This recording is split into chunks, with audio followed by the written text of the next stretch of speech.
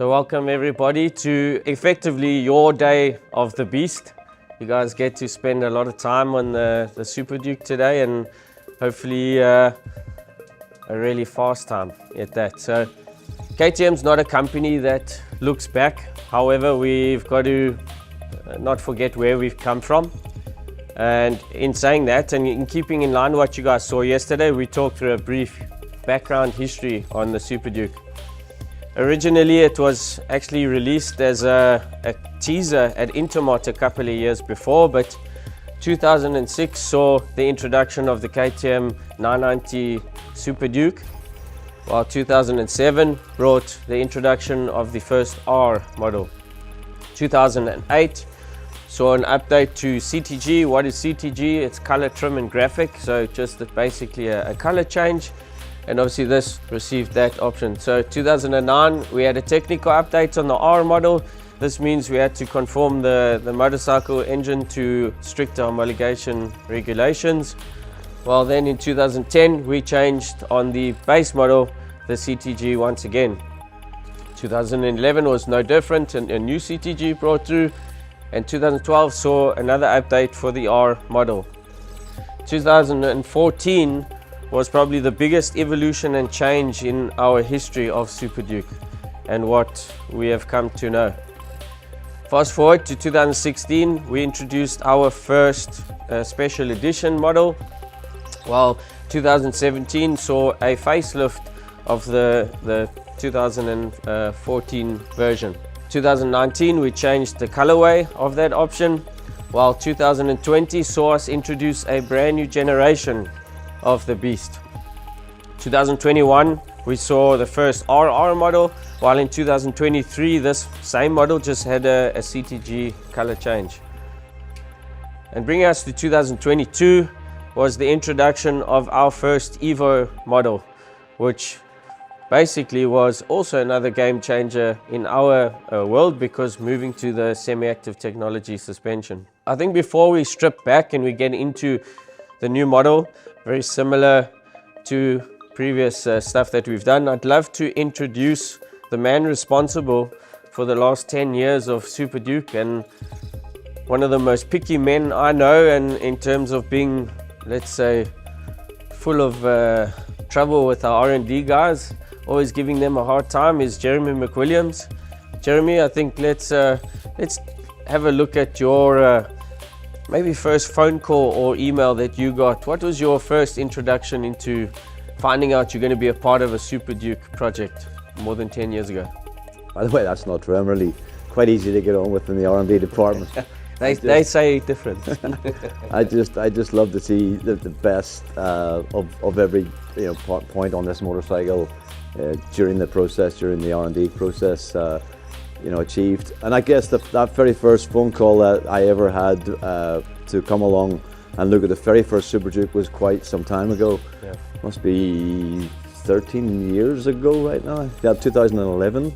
So I guess, yeah, bike was launched in 2013. So 2011, I flew into Tenerife to meet the small team that was based in the mountains in a little finca, very cloak and dagger, out of the way of the prying eyes from the press, obviously. And they wheeled out this new prototype Super Duke, which was basically just a big engine in a chassis. And prototypes being prototypes, they're very kind of rough and ready. This was only one of one motorcycle anywhere in the world. And zero electronics. Yeah, no electronics. So prototypes come with absolutely no electronic rider aids, which makes for a lot of fun. Obviously, when you're developing something like a 1290 Super Duke with very, very little weight at that time, it was a very basic motorcycle with just this big lump of an engine. And I think that was my very first impressions was, back then, where, wow, this is something that the world's never seen, and I've never, expected to see something like this or even get the chance to ride it. So it was a lovely introduction, riding over the mountains, right up over the volcano in Tenerife and all the way back to the finca, and then giving some feedback and telling them what I loved about it, obviously, and things that I would prefer to be a little bit better on the motorcycle. And sometime later I got the phone call to come back and help the the team to develop it, and it's been an ongoing process ever since then. And I think definitely looking at you still standing here, definitely done something right. So I think let's talk about the most recent introduction, and one of the biggest talking points that we've got is that we've moved to a cam shift technology. Jeremy, why would we now introduce at this stage a shift cam onto this motor? Yeah, well, why would we change from a 1290 to a 1390? I guess is also that question when we've already got the best in that world of naked bike technology. The 1290 producing more torque than any of the competitors on the market, and then we move to 1290 when we bring camshaft technology along, which even ups those numbers quite significantly again. So camshaft technology obviously helps with the homologation in Euro 6, but it also gives us a lovely boost of power whenever the technology switches over, and it's around about 6,000 or 5,750 RPM. So the camshaft technology makes this motorcycle even more special again. So we already have so much torque, and now we've got even more. So now the performance aspect of the 1390 steps up again. It's very, very noticeable when you ride the bike on track. Particularly with us, we get the chance to back-to-back our 1290 against our 1390, and it's very, very noticeable that this new technology and bigger bore, etc., gives us a big boost of torque in the mid-range, which is really what riders are looking for right now. It's what we love as a riding, I suppose, experience, is that the more torque that a motorcycle makes, the easier the motorcycle is to ride. And in my position, I fortunately get to test the motorcycle pretty much in its finished stage, where I get the fruit of all your labor, and the camshaft technology really is noticeable in how smooth and how strong the pull is and how consistent it is. But the rumor has it, and it's something floating around the workplace at KTM HQ, is that the first initial test was not as smooth as what we feel today. No, it did take us a little time with the EFI guys, our fueling guys, our mapping guys that work on our motors and our throttle maps, etc. It took us a little bit of time to get that right. So the first time I rode it was, it must have been 2021 then, early 22 actually, in Brno.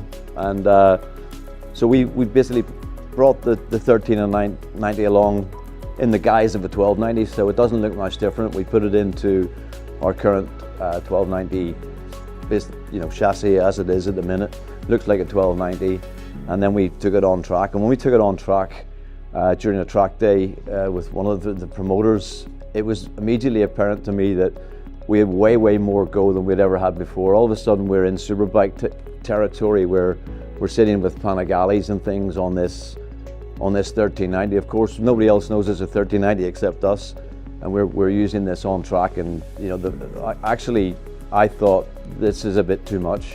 At the switch point, when the camshaft took over, it was like another planet. That basically the bike launched, and I can only describe it like in my experience as something like from my way back in my days when I rode a 500 GP two-stroke. We had this power band, so the power delivery was so extreme at 6,000 that I had to come back in and say to the guys, okay, this is amazing, but we might need just to work a little bit to calm it down a little bit to make it more rideable, let's say. And on this motor, we've obviously increased the throttle bodies, the bore and all of that, but one thing we haven't really released too much information on at the time of launch last year, November, we changed the gearbox as well. Yeah, 5th and 6th again, closer ratios makes for a much more, I think, smoother and even spacing between the gears, something that we've been looking for some time. When the engine guys brought it along, it's immediately apparent that that's a better step again, particularly with this motor. So 6th becomes more usable. We're using the 6th a lot more in racetracks and situations now than we would have been on the 1290. And something that's remained basically largely unchanged would be the frame. There's been some adjustments made to the frame, some revisions. just to accommodate some new mountings of the airbox. Obviously we've changed the airbox slightly to allow more volumes, but why wouldn't we change a frame on something like this? Well, between Gen 2 and Gen 3, Gareth, was when we realised at the end of the Gen 2 cycle, you know, we were looking for something a little bit more stiff because our performance numbers keep increasing. You know, riding the bike on the street, actually the Gen 2 chassis was amazing, incredible.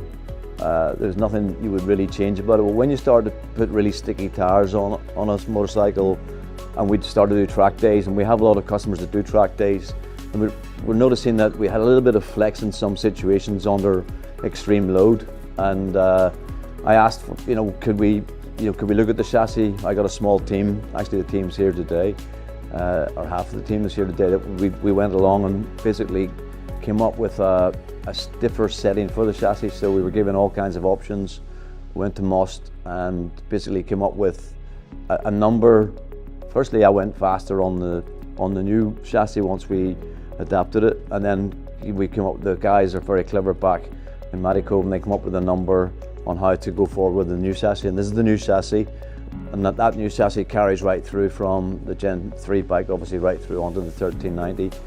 We had a 30% increase at that time on the swinging arm as well, but we can't find any fault with this chassis, with this motor, or even with this increased torque in this motor, increased horsepower.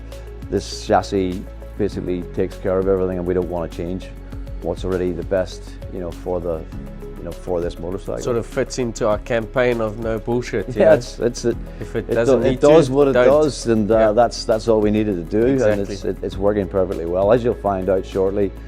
We've even got very sticky Michelins here today for you to try that on as well.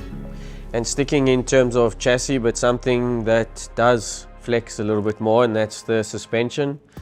We obviously have the updated WP Apex components, front and rear, but the biggest talking point for us is our semi-active technology. We've updated this quite a lot. I mean, that's got to be the biggest change to suspension, I guess, that I've seen through the whole cycle of everything that we've done with Super Duke. This semi-active technology and the updates, the hardware updates and the software updates, are way beyond, you know, where we've ever got to before. And the result of that being that now this is the first semi-active suspension that I can say works absolutely brilliantly on track. The feedback that we've been getting from all of the groups beforehand are saying the same thing, that they don't know any other manufacturer that makes a semi-active technology suspension system that works on track. Yes, a lot of them work on road because we only need rain, comfort, street and sport on road. But when you take that to the track, it's quite a different kettle of fish. It becomes a way more difficult setting to find, and